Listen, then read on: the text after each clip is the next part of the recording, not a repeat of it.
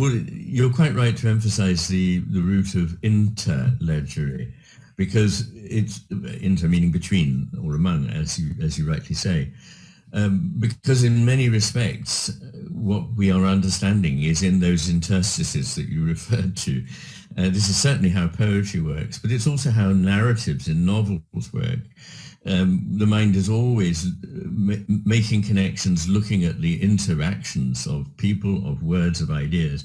And then the work itself, at another level, is communicating between the writer and the reader in order to understand.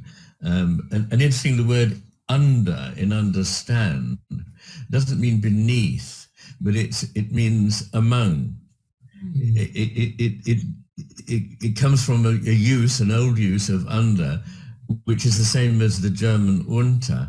Unter can mean underneath, but it can mean among. And understanding is to not, I was always puzzled by why you're standing under something. It's not that you're standing among and between things in order to understand the entire context.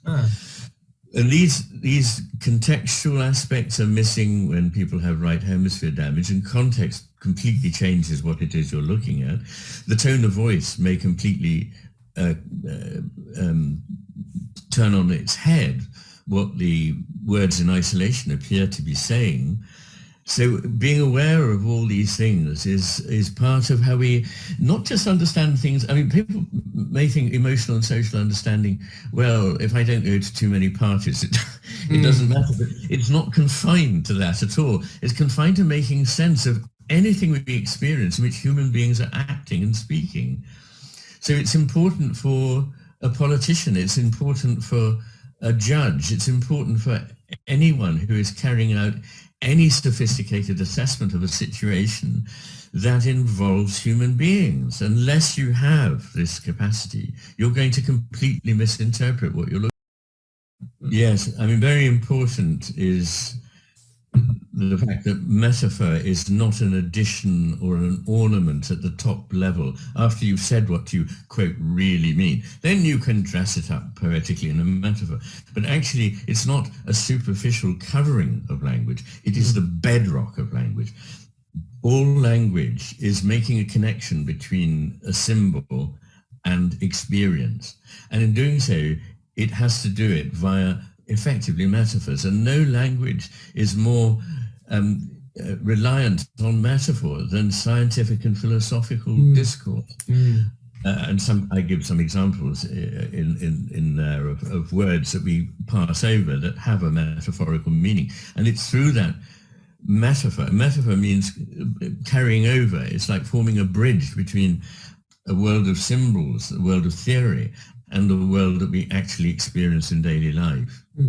So it's intrinsically the basis of how we understand the world, not just from a social or emotional way, but any form that involves language. Whenever we're using language, we're using metaphor.